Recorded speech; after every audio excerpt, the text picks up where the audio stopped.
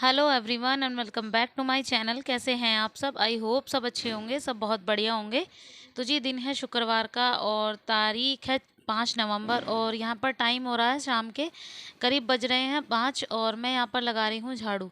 तो अभी अभी सिलाई वगैरह करके ख़त्म की है, बस उसके बाद बस झाड़ू ही लगा रही हूँ। तो शाम के काम जो है शुरू हो गए थे, 5 सवा 5 का टाइम हो रहा है और आप देख ही रहे हैं कि दिन थोड़ा कम होने लग गया है, मतलब छिपने लग गया है। जो अंदर घर में है ना, थोड़ा अंधेरा रहने लग जाता है। तो जिनके घर बंद हैं उनके घर में अंधेरा सा हो ही जाता है। तो यहाँ पर लाइट्स वगैरह सब ऑन कर दी है और बस आ गई हूँ चाय वगैरह के बर्तन साफ़ करने। करीब पौने 6 साढ़े 5 के बाद का टाइम है, तो बर्तन वगैरह साफ़ कर रही हूँ। जो चाय वगैरह बनाई थी, फिर उसके बाद जो है ना आलू उबालने के लिए रख दिए थे। तो आज है ना देव उठने वाले हैं, तो आज ग्यास है ना, जिसको ग्यास बोलते हैं। तो आज के दिन जो है शादियां शुरू हो जाती हैं। आज शादी का पहला साया है। तो आज के दिन जो देव थे सोए हुए थे ना, वो इतने महीनों से वो आज उठ गए हैं। तो वही है, हमारे घर में भी उसी की एक पूजा होती है। तो बस मैं उसी के लिए कचौरियाँ वगैरह बना रही हूँ। तो बस आलू की कचौरी बनाऊंगी और कुछ एक्स्ट्रा नहीं बनाऊंगी। मीठा जो भी बनेगा वो मम्मी बनाएगी और उसी से पूजेंगे सब लोग। तो अलग कुछ नहीं करती हूँ, मम्मी ही पूजा करती है जो भी करती है। तो बस वो मम्मी बनाएंगी। तो यहाँ पर मैंने मेरे आलू वगैरह सब उबल गए हैं, तो देखते हैं कितने उबले हैं, कैसे उबले हैं। पहले इनको चेक कर लेते हैं अच्छे से। कई बार ऐसा होता है ना, आलू मोटे होते हैं तो रह भी जाते हैं, है ना। तो इस वजह से चेक करने चाहिए। तो यहाँ पर आलू जो हैं हो चुके हैं, मैंने इनको डाल दिया है एक छोटी सी टोकरी में। अब फटाफट से जो है कुकर वगैरह को भी साफ़ करके रख दूँगी। इससे क्या होगा ना, मेरी सिंक जो है बिल्कुल खाली लगेगी और मेरा काम जो है नहीं बड़ा लगेगा मुझे। क्योंकि अगर बर्तन सिंक में पड़े होते हैं ना, तो ऐसा लगता है जैसे अभी ये भी धोने हैं, इनका काम भी एक पेंडिंग पड़ा हुआ है। तो इस वजह से मैं हैंड टू हैंड ही सारे काम निपटाते हुए चली जाती हूँ। और इससे होता ही है ना कि मेरा ही काम आसान होता है और बाद का काम मेरा, मैं रिलीफ महसूस करती हूँ। जो भी मतलब साथ के साथ बर्तन वगैरह साफ़ कर देती हूँ। तो जी चलिए, इतने आलू मेरे ठंडे होते हैं, तब तक मैं क्या करती हूँ, तब तक मैं आटा गूंद लेती हूँ। तो आटा होता है क्या कि मतलब ये वाला आटा थोड़ा ढीला गूंदना पड़ता है, पतला। तो इस वजह से ना थोड़ा सा पहले भी गूंद के रखना चाहिए। और क्या होता है कि सही हो जाता है, वो अपना सेट हो जाता है। यहाँ पर आटे में डाल दूंगी नमक। तो नमक डालूंगी, हम लोग हमेशा ही नमक डालते हैं आटे में। तो मैं पिट्ठी में, जो आलू की पिट्ठी होती है ना, उसमें भी नमक डालूंगी। तो इतना डालूंगी, थोड़ा लेवल बना लूंगी दोनों चीज़ों का। तो पिट्ठी में भी नमक लगना चाहिए और आटे में भी। तो हमारे यहाँ पर फीकी रोटी तो खाते नहीं है बगैर नमक की।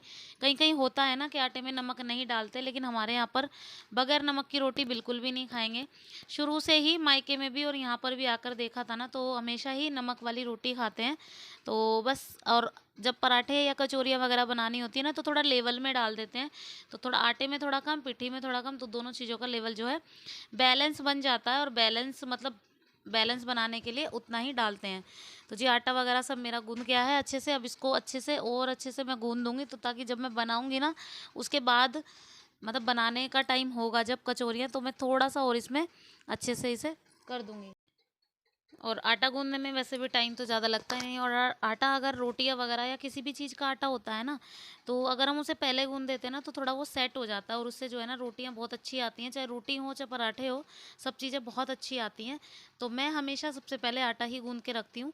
हमेशा की ही मेरी आदत है, तो मैं 15-20 मिनट पहले ही आटा गूंद के रखती हूँ।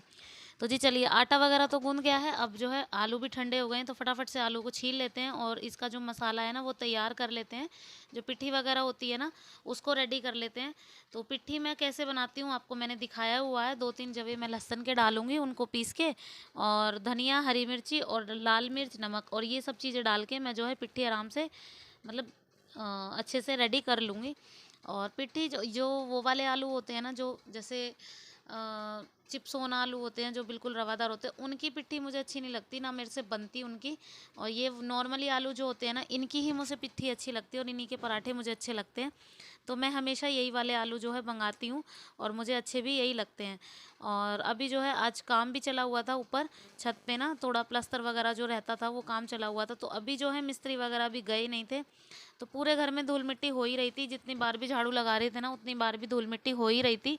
लेकिन अब जो है आज आज का ही काम है, बस आज ख़त्म हो जाएगा। फिर उसके बाद जो है ना एक ही दिन का है, फिर कल से पेंट वगैरह स्टार्ट हो जाएगा। तो अभी जो है घर में काम स्टार्ट हो गए हैं, क्योंकि शादी जो है नेक्स्ट मंथ है। तो इस वजह से ना अभी से हम लोग बिज़ी हो गए हैं और इसी वजह से थोड़ी सी ये लगता है कि घर में सफाई नज़र भी नहीं आती, चाहे हम कितनी भी सफाई कर लें। खैर ये तो होता ही है, जब काम चलता है घर में तो ये तो होता ही है।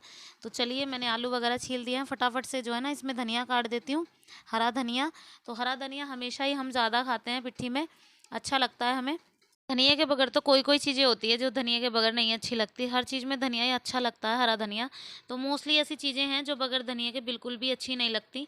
और जब गर्मियों में धनिया नहीं होता है ना तब तो बहुत दिक्कत होती है, धनिया मिलता ही नहीं है, बहुत ही डिमांडेड हो जाता है और बहुत ही उसकी जो क्वांटिटी है ना बहुत कम हो जाती है। तो लेकिन फिर भी जो है थोड़ा बहुत मिलता है, और नहीं भी मिलता है तो काम तो चलाना पड़ता है, लेकिन फिर भी है ना बगैर धनिया के तो टेस्ट आता ही नहीं है। तो जी यहाँ पर मैंने 2-3 जवे लहसुन के डाल दिए हैं, आलू डाल दूंगी इसमें और फटाफट से इन सबको मिक्सअप कर दूंगी। और अभी देखिए मैंने पिट्ठी वगैरह सब रेडी कर दी है, तो मैं पहले दिया बाती कर देती हूँ अपनी। तो दिया बाती का टाइम अभी हो ही गया था, करीब 6:30 के बाद का टाइम हो गया था। तो 6:30 के बाद हम कभी भी कर ही सकते हैं दिया बाती। तो दिया बाती करने के बाद फिर उसके बाद बनाऊंगी कचौरियाँ, क्योंकि अभी जो हैं ये गए हैं नीचे, और नीचे गए हैं फिर उसके बाद जो है किसी काम से गए थे, नीचे ही बैठ गए जाके। तो मैंने सोचा कि इतने अपने और भी जो एक्स्ट्रा काम है ना उनको निपटा देती हूँ, और कचौरियाँ वगैरह बना लूँगी पहले, और खाएंगे तो हम लोग सब बाद में ही, क्योंकि क्या है ना कि पहले पूजा वगैरह होगी। तो जो भी पूजा ना होता है ना वो मम्मी नीचे करवाती हैं, तो सब लोग नीचे जाते हैं पहले। तो जब वो पूजना हो जाएगा ना फिर उसके बाद जो है ना हम लोग आके कचौरियाँ वगैरह खाएंगे। तो जी यहाँ पर भगवान जी का नाम ले लिया है, पूजा हो गई है हमारी, तो फटाफट से कचौरियाँ बना लेते हैं। तो यहाँ पर पिट्ठी में भी जो है मैंने नमक वगैरह चेक कर लिया था, क्योंकि चेक करना पड़ता है, क्योंकि अगर कम रह जाता है ना तो बहुत फीकी फीकी बहुत गंदी लगती है और सारा टेस्ट बेकार हो जाता है। नमक एक ऐसी चीज़ है सब्जी वगैरह में जिससे क्या होता है ना कि वो बिगाड़ भी देता है खाने को और सुधार भी देता है। क्योंकि अगर हम सब चीज़ डालते हैं अच्छे से, गरम मसाला, नमक, मिर्च, हल्दी सब कुछ डालते हैं, अगर नमक हम ना डालें ना तो सारा टेस्ट ही बेकार है सब्जी का। तो नमक का एक बहुत ही ज़्यादा अहम हिस्सा होता है। तो इसलिए मैं जब भी कोई चीज़ बनाती हूँ ना तो मैं टेस्ट ज़रूर करती हूँ। इससे क्या होता है ना, क्योंकि अगर मन की चीज़ नहीं बनती ना फिर बहुत दुख होता है और जो मेहनत है वो भी ख़राब जाती है। तो इससे अच्छा है ना थोड़ा सा चेक कर लो तो सही रहता है। तो जी यहाँ पर कचौरियाँ बन भर दी हैं मैंने, लेकिन उससे पहले एक पूरी मैं निकाल दूँगी। तो ये वाली पूरी जो होती है ना ये गैस पे निकालने के लिए होती है, हम लोग गैस पे ज़रूर निकाल के रखते हैं।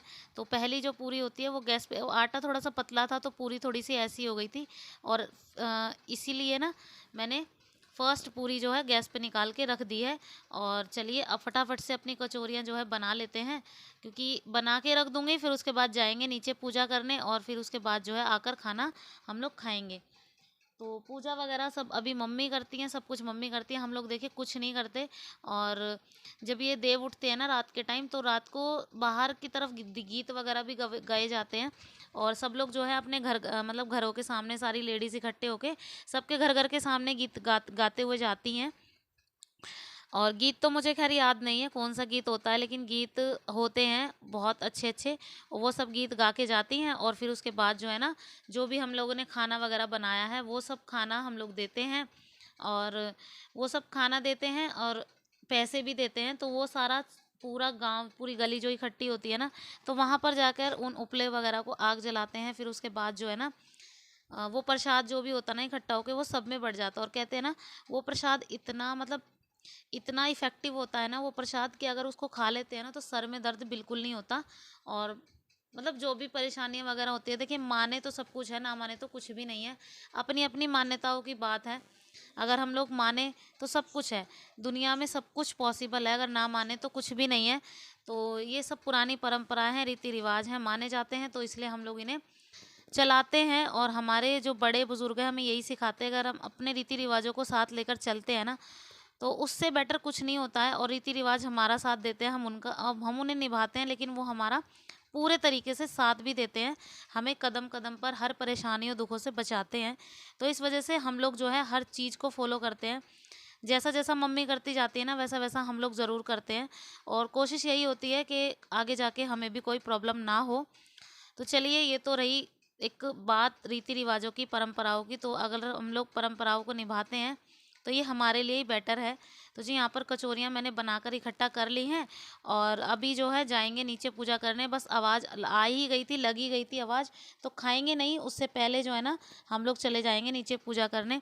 तो जी यहाँ पर देखिए मम्मी ने अग्यारी की हुई है, और जो सेवइयाँ हैं वो बनाई थी मीठी, और ये पैर बनाए हुए हैं, कुछ बड़ों के, कुछ बच्चों के, और जो भैंस के पैर होते हैं ना, जिनके घरों में भैंस होती हैं शुरू से, तो इनके घर में भी थी पहले, हम मुझसे पहले थी और मेरे बाद भी थी, तो इसीलिए भैंस के पैर ज़रूर बनाने होते हैं।